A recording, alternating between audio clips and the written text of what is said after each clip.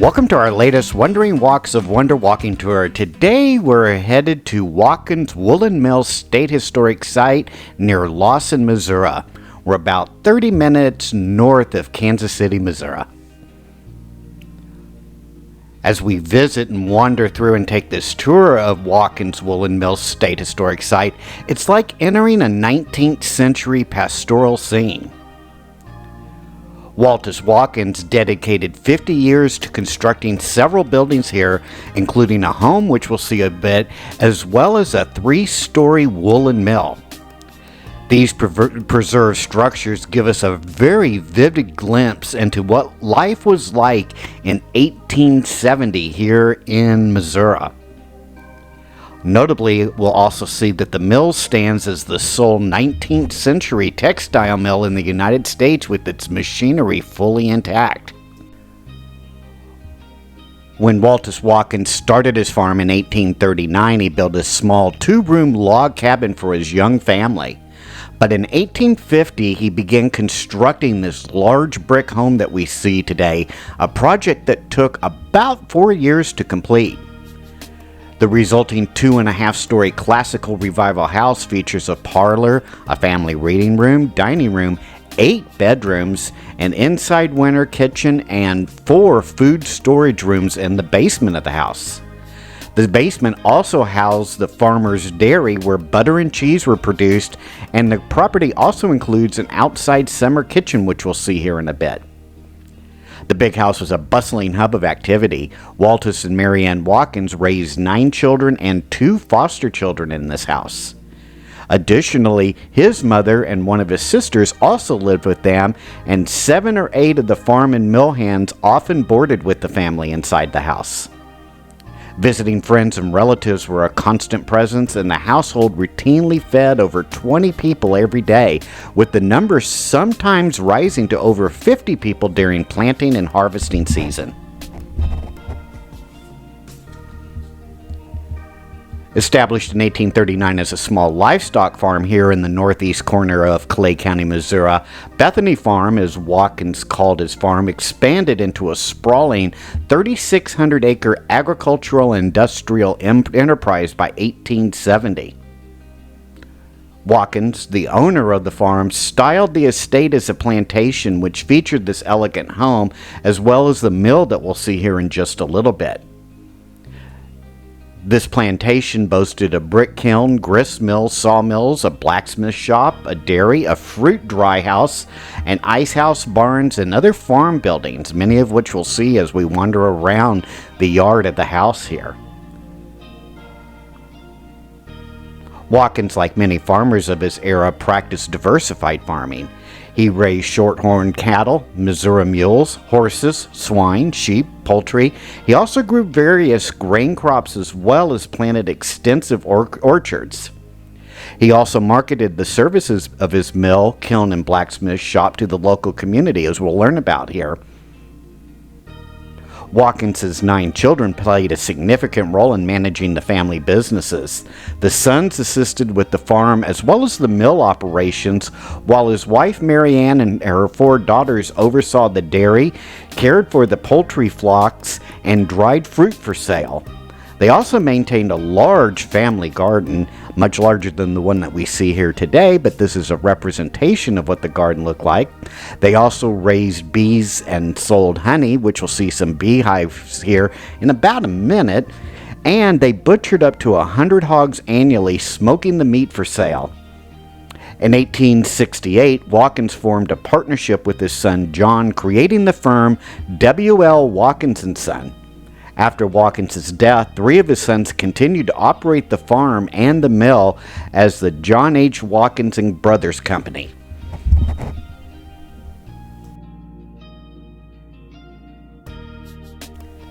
We'll continue our walk here around the grounds of the plantation home that was built by Waltis Watkins, and then we'll head over in just a bit to take a look at the woolen mill.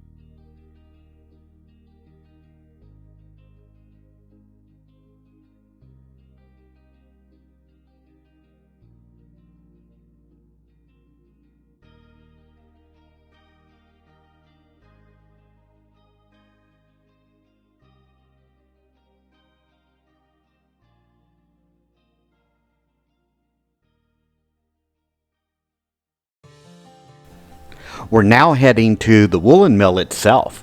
In 1870, there were about 2,400 small local woolen mills all across the United States, including in the Deep South. Today, Watkins Mill is the only one that's remaining that has its original machinery still in place. Like the plantation home Watkins built earlier, the mill was constructed of brick, handmade on site, and supported by timbers that was cut from his land.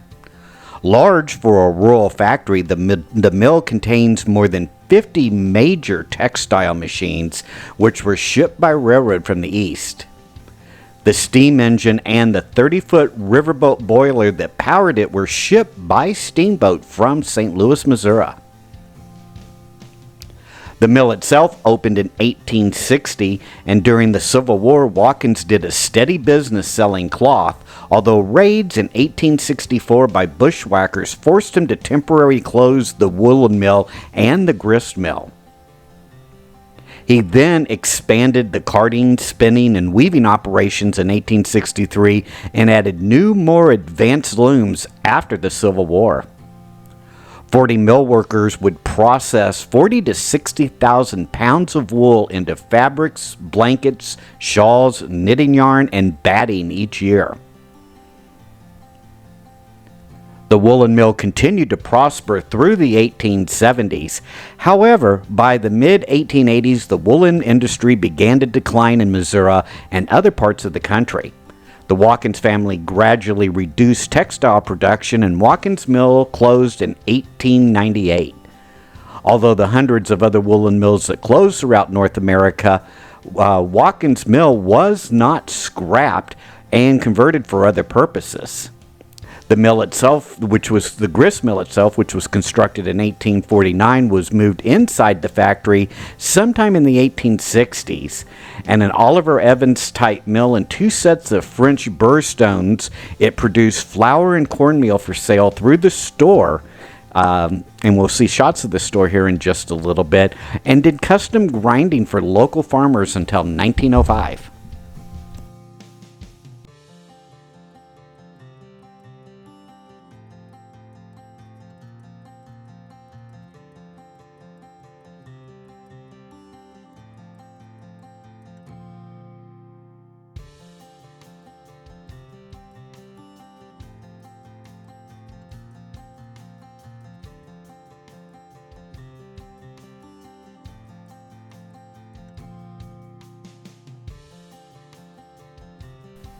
The Industrial Revolution began in Great Britain in the mid-1700s, with textile production emerging as the first major industry.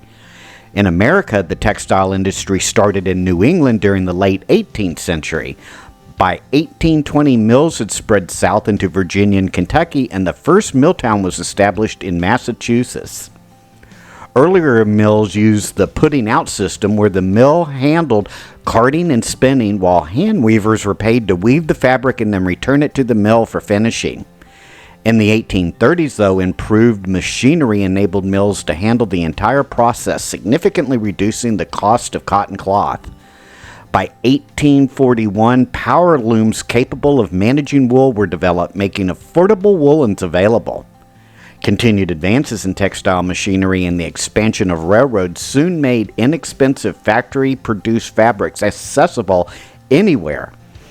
By 1870, there were over 2,400 woolen mills and hundreds of cotton mills across the United States. These mills revolutionized how people dressed as well as decorated their homes. By the 1830s, ordinary people could afford more clothing, and poorer individuals began to imitate the fashions of the wealthy. Curtains and other decorative textiles became common in homes by this time. By the mid-19th century, families no longer needed to spend time spinning and weaving, as factories provided a wide variety of textile products to everyone.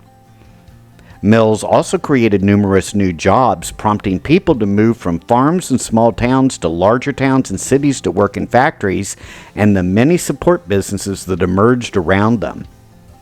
The success of the textile industry led to the development of many other factory systems. Craftsmen and artisans were increasingly replaced as stores and mail-order catalogs marketed inexpensive manufactured goods to all. By the end of the 19th century, textile mills and other factories produced an incredible range of new products and generated vast new support institutions, financial institutions, as well as transportation and information networks. The old artisan and agricultural way of life had largely begun to disappear. On top of manufacturing, Watkins also had a store, which is more like a general store. In it, he sold a wide range of fabrics and tools, groceries, medicine, as well as using the grist mill to ground corn and flour for products that he could sell to his community.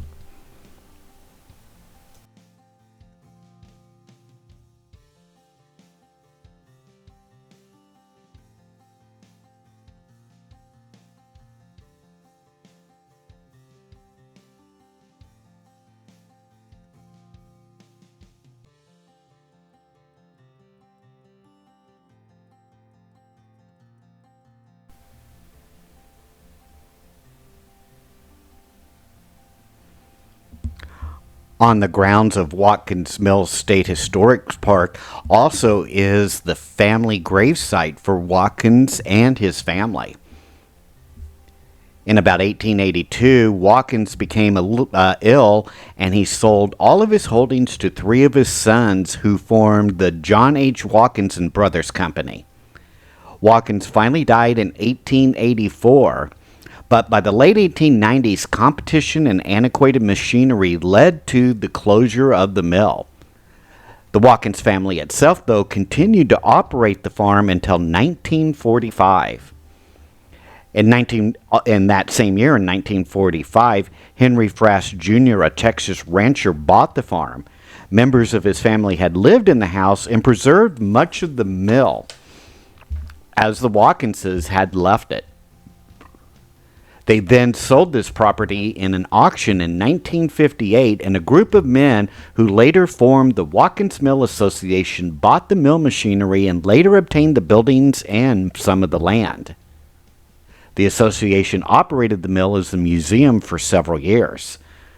A bond issue was passed, and the Clay County voters purchased the property in 1963 and transferred the park to the state of Missouri, and it became a state historic site on January 1st, 1964. Just a short drive or walk away from the Watkins home, as well as the mill itself, are two outbuildings that we'll see. The first of these is Mount Vernon Church. This church was built in 1871 to replace a burned church building. The Watkinses were very active members of the congregation of this church, and the land was reverted to the Watkins estate after the church disbanded in 1918. Although services on a regular basis are not held in this church, it is available for rent for weddings and other events.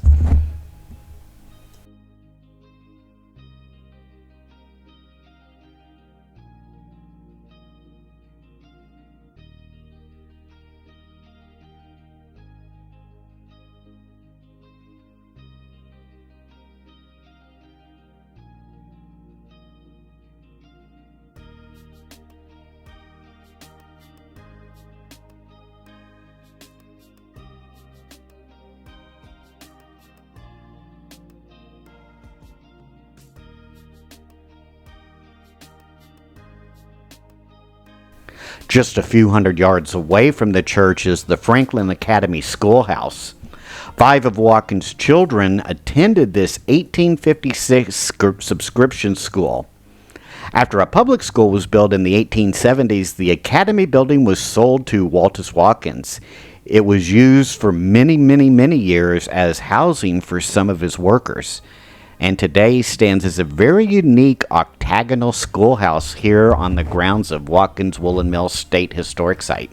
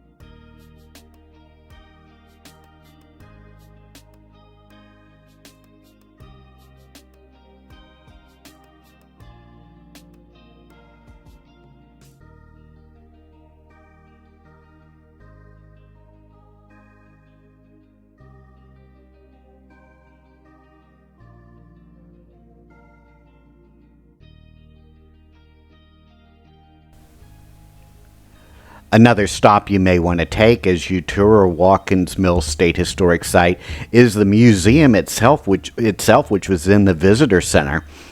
Although not a large museum, it is a museum that's packed full of history about Watkins himself, Watkins' family, what life was like during the 1830s, 40s, 50s, and 60s here in this area of Clay County, Missouri, as well as a really cool exhibit that shows how a woolen mill operated during that time.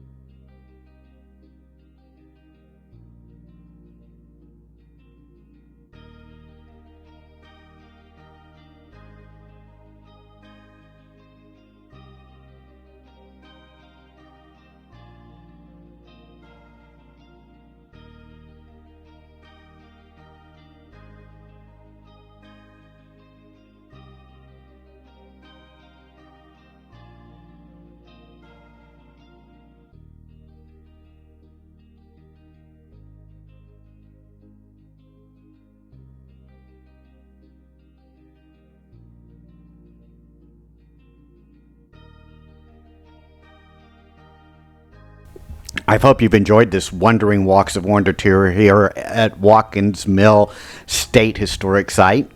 Make sure to hit that like and subscribe button, and we will see you on our next Wandering Walks of Wonder tour. Take care now. Bye-bye.